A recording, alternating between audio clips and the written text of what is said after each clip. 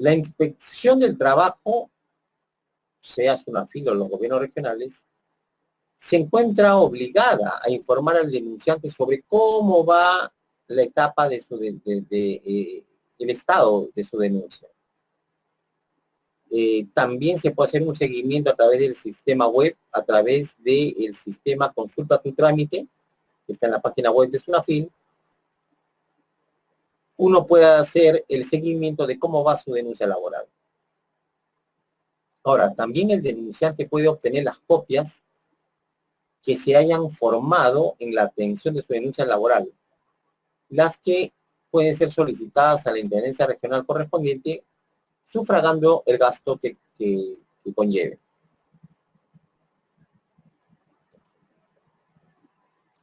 ¿Cuáles son las materias usualmente inspeccionadas?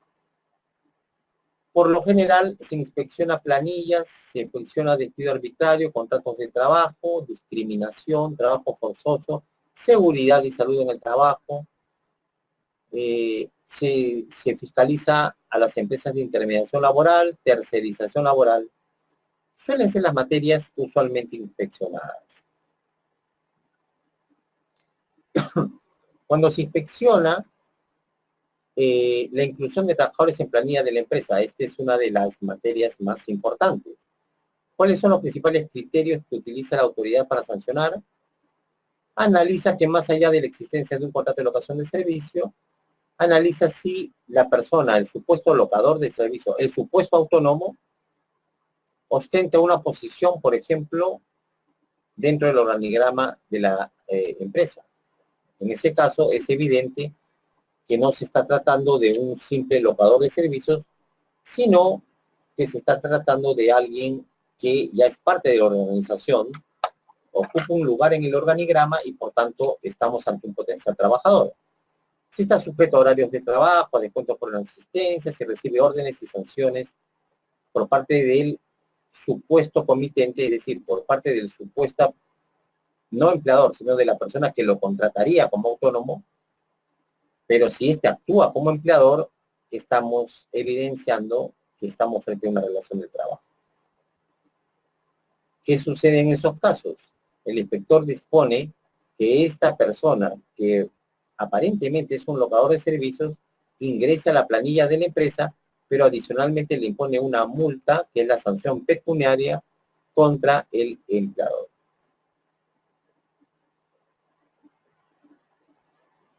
Este requerimiento, esta orden del inspector para que un trabajador se incorpore en planillas, también puede darse en un caso de intermediación laboral irregular. Como ustedes conocen, la intermediación laboral consiste en subcontratar a empresas especializadas para que desarrollen parte de nuestras actividades complementarias. Por ejemplo, las empresas que desarrollan actividades de limpieza, de vigilancia, son contratadas para que ellas desarrollen esos servicios que nosotros no queremos ejecutar directamente. Pues bien, la intermediación laboral está regulada, tiene norma, reglamento y establece obligaciones y prohibiciones a los empleadores. Por ejemplo, un empleador que quiere contratar servicios de vigilancia no podría hacerlo con una empresa que no cuenta con un registro vigente. Los registros para operar como entidades de intermediación laboral se renuevan anualmente. Por tanto, si yo, empleador, subcontrato a una empresa de vigilancia que no cuenta en ese momento con la autorización vigente del Ministerio de Trabajo para operar como entidad de intermediación laboral, no solamente la empresa de vigilancia está en falta, sino también el empleador que la contrata y será objeto de multa. O en los supuestos de tercerización fraudulenta, ¿a qué nos referimos? Como ustedes saben, es posible que una empresa tercerice parte de su actividad principal. ¿Qué quiere decir? Que encargue a terceros que desarrollen parte de mi actividad principal. Incluso esos terceros pueden hacerlo externamente o pueden hacerlo viniendo a mis instalaciones. Bien. Hay casos en los que se verifica que en realidad no se trata de un tercero, de un verdadero tercero, sino que es la misma empresa la que se ha, de algún modo, partido en aparentes contratistas o subcontratistas para brindarse o finalmente autobrindarse servicios varios. Entonces, cuando el inspector, como consecuencia de su inspección, advierte que estas subcontratistas no cuentan con capital propio, no cuentan con maquinarias, con herramientas, no cuentan con más de un cliente, es probable que el inspector llegue a la conclusión de que no estamos frente a una real y válida figura de tercerización laboral, sino simplemente en un supuesto de apariencia o de fraude. ¿Cuál es la consecuencia de que el inspector decrete que estamos en un supuesto de fraude, de tercerización fraudulenta? La consecuencia es bien grave. El inspector puede ordenar que los trabajadores de estos supuestos terceros o subcontratistas pasen a la planilla de la empresa principal, de la empresa que ha subcontratado a otras. Es decir, si lo que se quiso con la tercerización fraudulenta fue no contar con trabajadores en la planilla y que aparentemente pertenezcan a la planilla de otras contratistas, si esa fue la finalidad, cuando el inspector detecta el fraude, la finalidad no se cumple, porque el inspector ordena que esos trabajadores pasen a la planilla de la empresa principal que contrata a las subcontratistas. En el caso del despido arbitrario, ya hemos dicho, la inspección actúa con un carácter de verificador y verifica la existencia de falta grave y analiza que no se haya vulnerado el derecho de defensa del empleador y del trabajador. Analiza si es que además, si con el despido, si a propósito del despido se le ha abonado la liquidación de beneficios sociales al trabajador, y constata en general los hechos que habrían originado el supuesto despido. No impone una multa porque esta labor es una labor de constatación, en el caso del despido arbitrario, no constituye una infracción sancionable en la vía administrativa, sino, como ya lo hemos dicho, sirve para generar un acta de infracción, un acta de verificación del despido arbitrario, que luego el trabajador lo va a presentar en el marco de un proceso judicial donde va a tener mucha acogida por parte del juez de trabajo, ya que se trata de un acta de verificación realizada por la Inspección de Trabajo. ¿Cuál es la información que debe brindar el empleador ante un presunto despido arbitrario? O sea, ¿cuál es la información que el inspector le va a pedir y que el empleador debería brindar al inspector?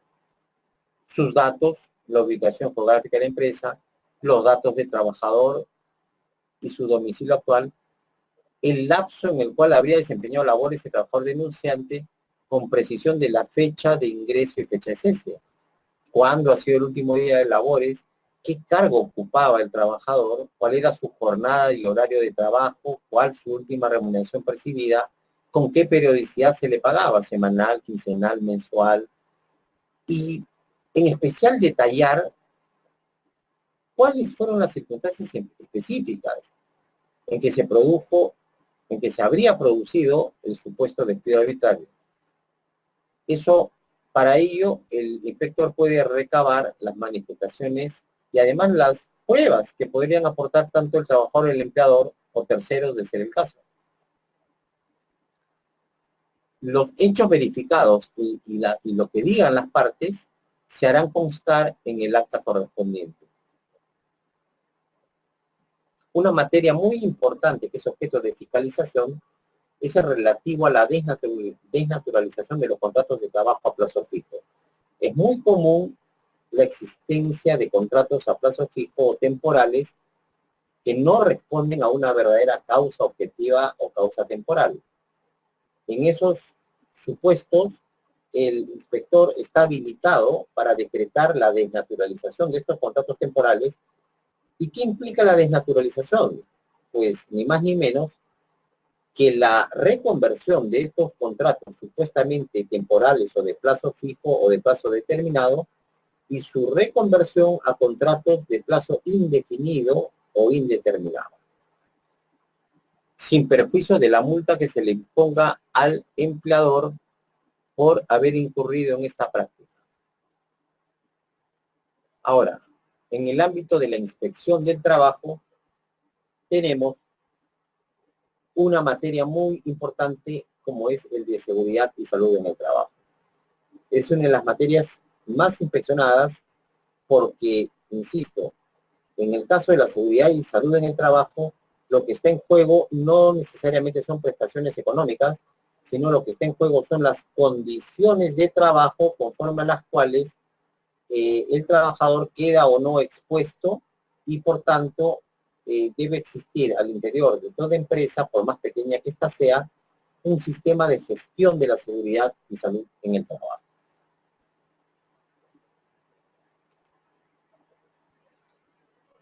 Ahora, hemos venido anticipando que se han incorporado, se han producido cambios a propósito del decreto legislativo de diciembre de 2016, cambios que se han introducido en la ley del procedimiento administrativo general.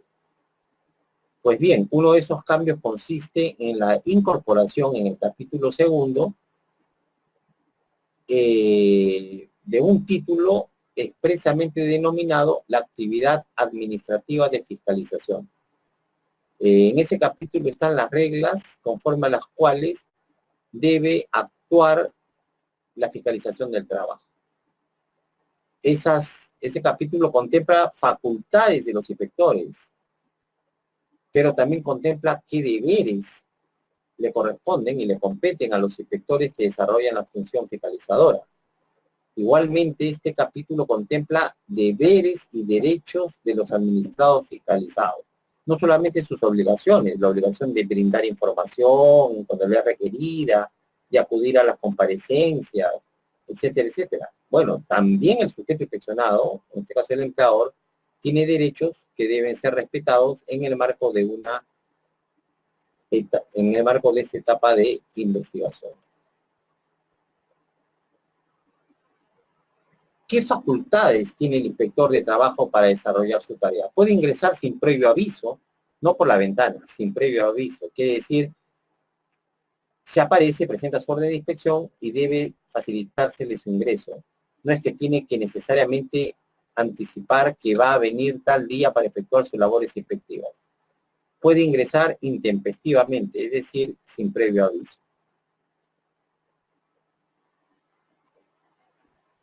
Puede hacerse acompañar de trabajadores, ya hemos dicho, en el caso de la verificación del despido arbitrario, en el caso de otorgamiento de carta de cese, de boletas, de documentos, o por ejemplo, si el trabajador hace una denuncia concreta que él la puede identificar mejor y por tanto no tiene temor a la reserva de su identidad, puede acompañar al inspector de trabajo en la tarea inspectiva. También pueden acompañar al inspector de trabajo peritos técnicos u otros designados.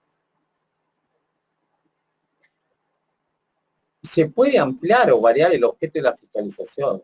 Ello procede en el caso que como resultado de las acciones fiscalizadoras se detecten incumplimientos adicionales a los expresados inicialmente en el referido objeto. Como les decía, quienes activan las inspecciones normalmente son los denunciantes y el propio sistema inspectivo a través de su plan anual de inspecciones. Pero también los inspectores, por iniciativa de ellos, pueden activar la inspección del trabajo. ¿De qué manera? Ampliando o pidiendo al supervisor inspector que se amplíe el objeto de la investigación. De repente un inspector de trabajo acudió a una empresa para fiscalizar, para verificar si se han cumplido con depositar la compensación por tiempo de servicios. Sin embargo, al personarse esa empresa, el inspector aprecia que allá hay serios problemas de infraestructura, serios problemas de seguridad y salud en el trabajo que pueden poner en riesgo la vida o la integridad física de los trabajadores. Entonces, si bien está inspeccionando el depósito de CTS, el inspector diligente puede volver ante su supervisor inspector y hacerle ver de estos incumplimientos adicionales que ha apreciado, lo que puede finalmente traducirse en una ampliación del contenido de la orden de inspección que le fue entregada a este inspector, o, si se considera pertinente, abrir, iniciar, emitir una nueva orden de inspección para atacar con fuerza este nuevo hecho que detectó el inspector a propósito de su visita a la empresa.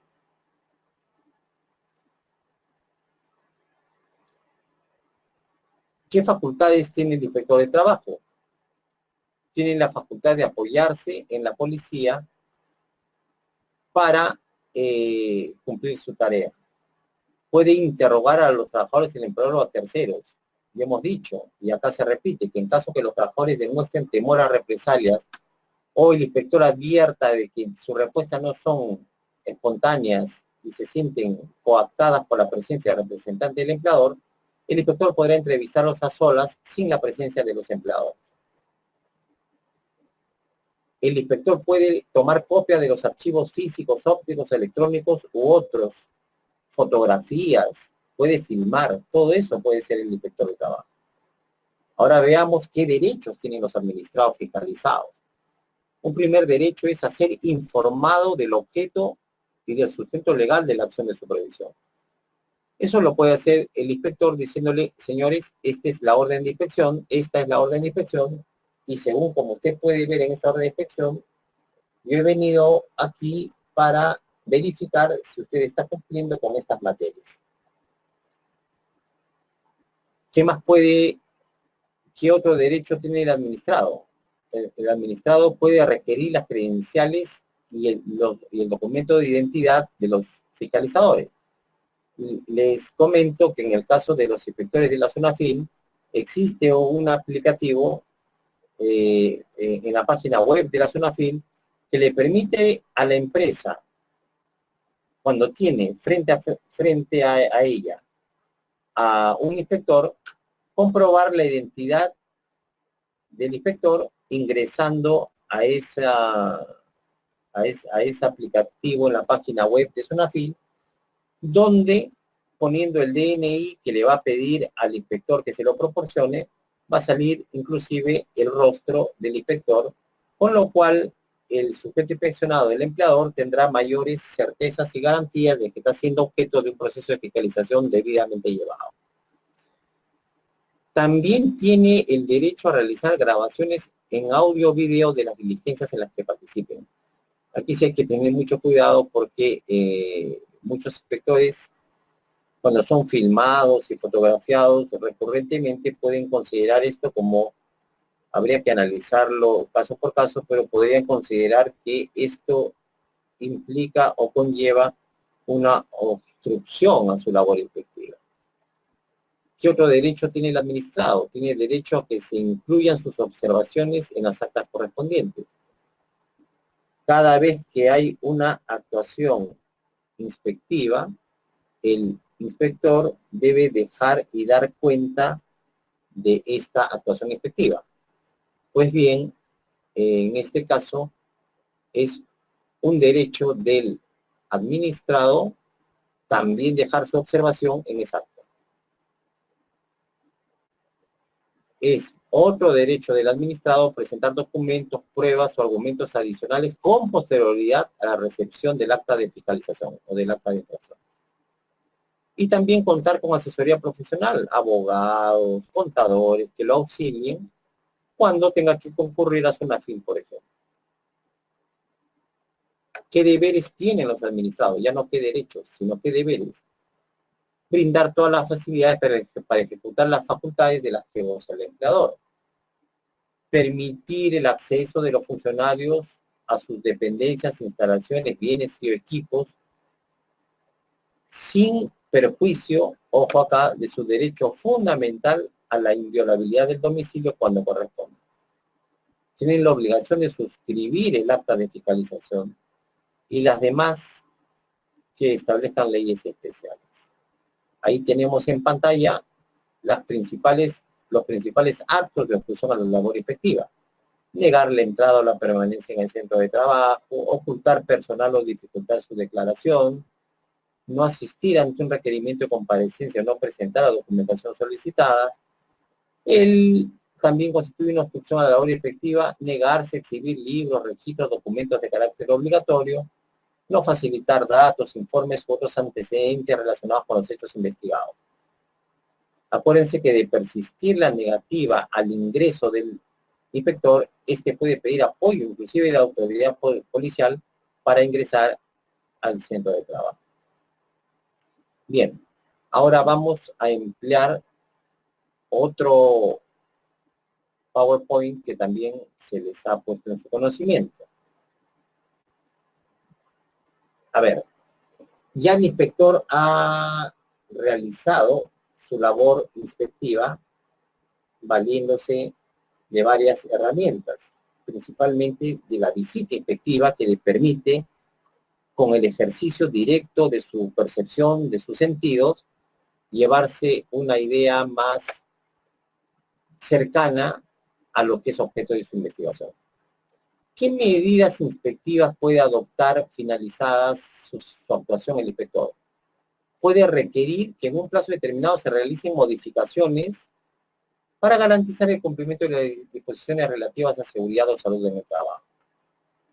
Puede ordenar la paralización o prohibición inmediata de trabajos o tareas que están poniendo en un riesgo grave e inminente la seguridad o la salud de los trabajadores. Puede ordenar la paralización de las actividades de la zona concreta, de un área mayor o incluso las actividades de toda la empresa, si resulta proporcional eso a evitar la afectación en la seguridad y salud de los trabajadores.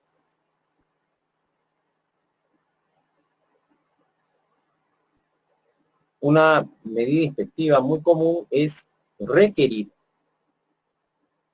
al empleador para que en un plazo determinado adopte medidas en orden al cumplimiento de la normativa laboral, es decir, que subsane los incumplimientos que el inspector ha detectado.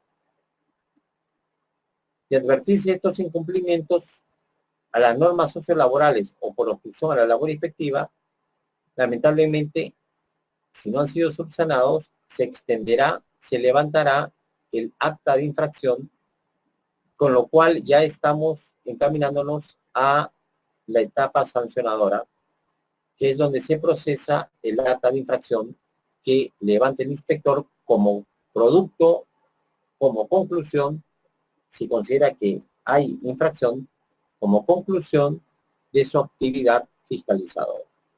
Y aquí esquemáticamente podemos ver los dos casos, las dos etapas, la etapa de investigación, la etapa del procedimiento sancionador. La etapa de investigación puede concluir de manera favorable o de manera desfavorable al empleador. Concluirá de manera favorable si es que durante la inspección no se constató incumplimientos o que habiéndolos detectado, estos se subsanaron oportunamente durante su desarrollo. ¿Qué ocurre en ese caso? El inspector simplemente elabora un informe de actuaciones efectivas. Ahora, en el caso que se haya constatado incumplimientos y estos no fueron subsanados oportunamente a pesar del plazo que se les dio, lamentablemente ahí tenemos un supuesto en lo que la inspección va a concluir con un acta de infracción.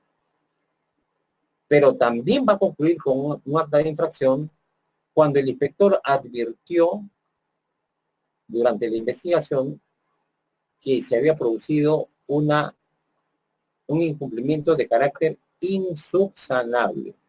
Quiere decir que ya ni siquiera procedía a otorgarle un plazo, unos días al inspector para que corrija para que el empleador corrija su conducta infractora, sino que la infracción es calificada como insubsanable y ya no merece ni siquiera un plazo de corrección.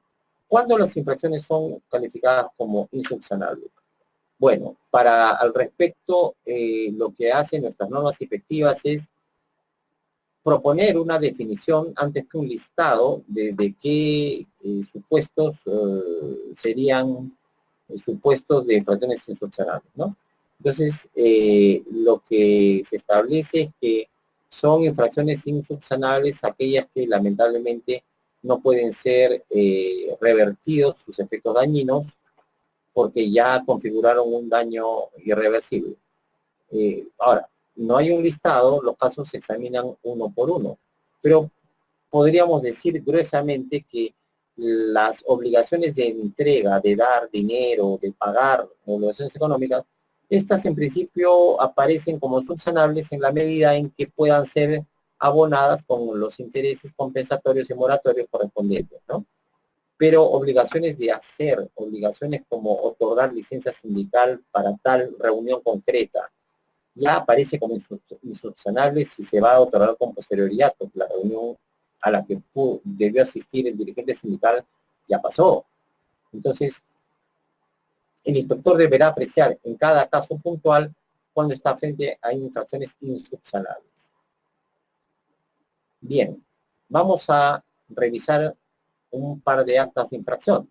Como les digo, el acta de infracción es el documento con el que concluye la actuación inspectiva en esos casos desfavorables para el empleador. Porque en los casos favorables, cuando la inspección constata que estuvo al día, cuando la inspección constata que no estando al día subsanó oportunamente, en esos supuestos no se levanta un acta de infracción, simplemente se hace un informe de las actuaciones inspectivas que realizó el inspector.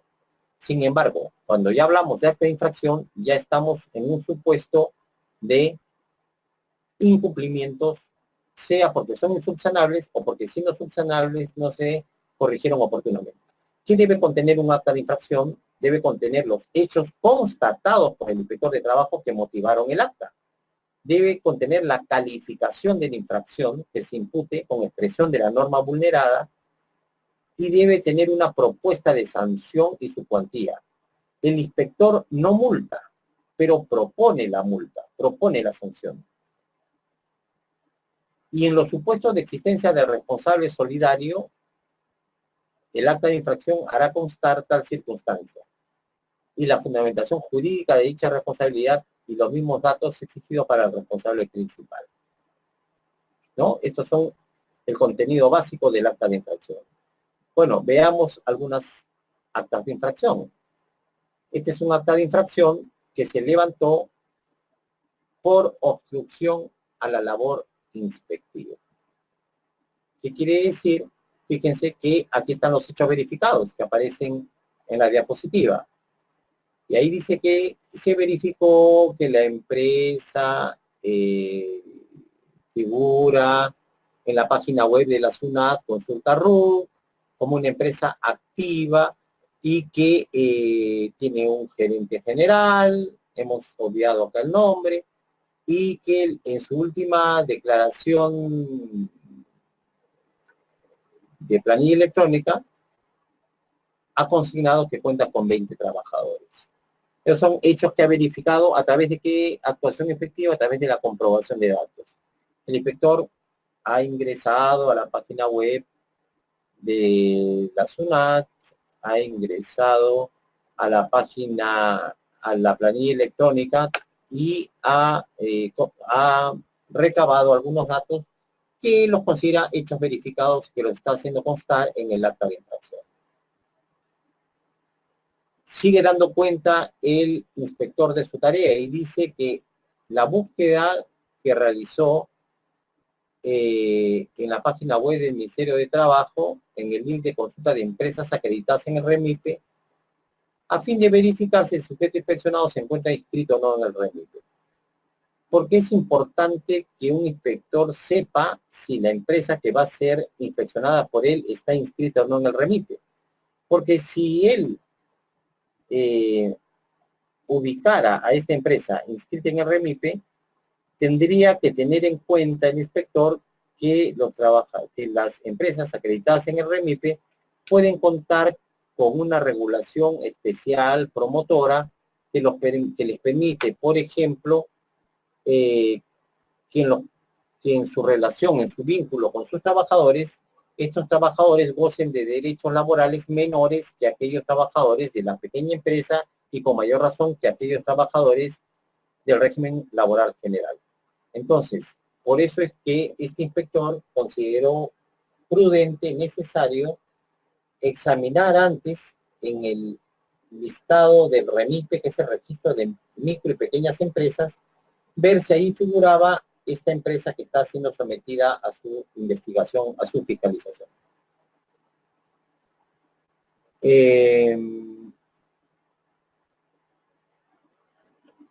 ¿Qué otra cosa ha comprobado el inspector? Dice que con vista al formato TR5, datos laborales del trabajador, que es un formato del sistema de planillas electrónicas, ha verificado el inspector que el sujeto inspeccionado, es decir, que la empresa ha registrado en su planilla como su trabajador al señor Juan Pérez, con fecha de inicio el 26 de diciembre y fecha del 2012 y fecha de cese el 10 de abril de 2016. Eso lo ha constatado como a través del formato TR5 de la planilla electrónica. ¿Qué más nos sigue contando el inspector en el acta de infracción? Nos cuenta que el sujeto inspeccionado no acreditó con documento alguno el motivo del cierre del centro de trabajo, el mismo que se encuentra inoperativo, habiéndole pagado a cuenta de sus beneficios sociales al trabajador solo con materiales de la empresa, de lo que él deja constancia en esta acta de infracción. Quiere decir que al parecer acá ha habido una denuncia de un trabajador donde estaría reclamando que no se le ha pagado los beneficios sociales y donde estaría reclamando principalmente que de la noche a la mañana seguramente ha ido a trabajar y que el dueño del negocio ha cerrado el negocio. Bueno, sigamos. Punto cuarto, que en mérito a los hechos detallados, a estos hechos que él ha comprobado, se tiene, dice el inspector en su acta, se tiene que el sujeto inspeccionado abandonó la diligencia inspectiva de comparecencia de fecha 7 de abril para llevar a cabo el acta de verificación de cierre del centro de trabajo, lo cual constituye una obstrucción a la labor inspectiva. Es decir, el inspector da cuenta que se produjo un abandono de la diligencia de comparecencia por parte del representante del empleador. De pronto se paró y se retiró. Quinto, se efectuó el acta de verificación de cierre del centro de trabajo conforme a la documentación y comprobación de datos, concluyéndose lo siguiente. Que de las actuaciones inspectivas realizadas en relación con la orden de inspección que se le entregó al inspector de trabajo, se ha verificado que se ha cerrado el centro de trabajo sin autorización expresa de la autoridad administrativa de trabajo. Es decir, que el negocio, que el centro laboral está cerrado sin que se haya tramitado ninguna autorización previa para tal cierre. Asimismo, ¿qué otra cosa ha concluido, ha constatado el inspector? Que con la información contenida en la boleta de pago del mes de abril de 2016 presentada por el denunciante y con la manifestación de una persona respecto a que solo está pendiente el pago de la CTS, se procedió a efectuar el cálculo referencial de la CTS. Como el representante del empleador reconoce que solo estaría pendiente de pago la CTS del periodo del 1 de noviembre de 2014 al 5 de abril de 2015, dice el inspector que se procedió a efectuar el cálculo de lo que estaría pendiente de pago. ¿Cuáles serían las normas infringidas que ha detectado el inspector? Él da cuenta de ello y dice que primero nos recuerda cuáles son las facultades inspectivas de las que goza, dentro de las cuales está proceder a practicar cualquier diligencia, investigación, examen o prueba que considere necesario. También tiene la facultad el inspector de trabajo de exigir la presencia del empleador o de sus representantes y encargados, también de los trabajadores y de cualquier sujeto incluido en su ámbito de actuación. Pues, si él tiene esa facultad, es evidente que esta facultad se ha visto mellada con el abandono de la diligencia de comparecencia por parte del representante del empleador. Muy bien. Entonces, en la tipificación y calificación de las infracciones, el inspector da cuenta de que el sujeto inspeccionado abandonó la diligencia inspectiva de comparecencia, lo cual constituye obstrucción a la labor inspectiva que califica como una infracción muy grave a la labor inspectiva. Las infracciones se clasifican en leves, graves y muy graves, y eso, ¿dónde está establecido? Eso está establecido en el reglamento de la Ley General de Inspección de Trabajo. Hay un listado sobre qué incumplimientos son leves, graves y muy graves, luego de lo cual, conociendo la gravedad de las infracciones, nos vamos a la tabla de multas y ubicamos ahí la multa que corresponde a infracciones leves, graves y muy graves.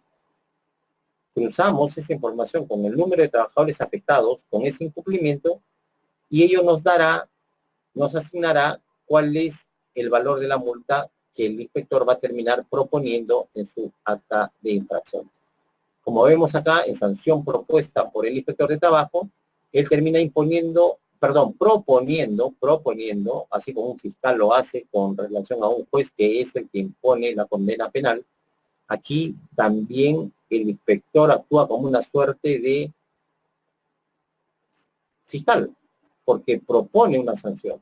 En este caso está proponiendo una multa de 5 UIT, equivalente a la suma de 20.250 soles, debido a que la infracción detectada, que es abandono de la diligencia de comparecencia, es una infracción muy grave que está tarifada con este valor de multa de 5 UIT. Por tanto, el monto de la sanción propuesta asciende a la suma de 20.250 soles. Finalmente, señala que, según el artículo 54, literal F del Reglamento de la Ley General de Inspección, por las verificaciones y constataciones que se han realizado, se ha llegado a determinar que el empleador es plenamente responsable del incumplimiento de las normas legales infringidas y propone su sanción a través de esa acta de infracción. Muy bien, Samuel, hasta ahí llega esta clase. Perfecto, doctor Paul. Doctor, algunas preguntas y podemos contestar de manera rápida, por favor. Sí. Dice, buenas noches. Si la SUNAFIL me inspecciona, levanta un acta de inspección, ¿puedo pedir el avance de la notificación de los cargos para ir subsanando y poder preparar mis descargos? Bueno, la SUNAFIL, cuando levanta un acta de inspección, entendiendo por acta de inspección a cualquier acción, puede ser como una visita, ya en la conversación de la forma misma en la que el inspector pide la documentación y da algunos alcances, uno ya puede irse dando cuenta de por dónde va el criterio del inspector en relación a qué obligaciones estarían supuestamente siendo incumplidas. Ahora, pedir el avance y la notificación de los cargos en esta etapa no corresponde, pero sí corresponde pedirle al propio inspector que lo oriente sobre cuál es la mejor forma de ir subsanando los incumplimientos que son advertidos en esta etapa de fiscalización, incluso antes de que le formule formalmente el requerimiento de subsanación. Estos documentos de fiscalización con algunas actas de resoluciones, sí que la SUNAFIL de inspección no levanta, bueno, dice, estos documentos de fiscalización con las mismas actas de resoluciones, si es que lo hubieran, son formatos preestablecidos en el protocolo de fiscalización. Sí hay formatos, pero los formatos son inductivos, es decir, plantean una propuesta de organización de la información, pero el inspector tiene cierta libertad y flexibilidad para acondicionarlos y para adaptarlos de manera que resulten funcionales a lo que quiere dejar constancia. Muy bien, Samuel, agradezco la participación de las preguntas de quienes nos han seguido por el internet y que nos van a seguir cuando se repitan estas clases. Agradezco nuevamente y nosotros nos vamos a ver, creo, en el mes de abril nuevamente en el curso de este diplomado.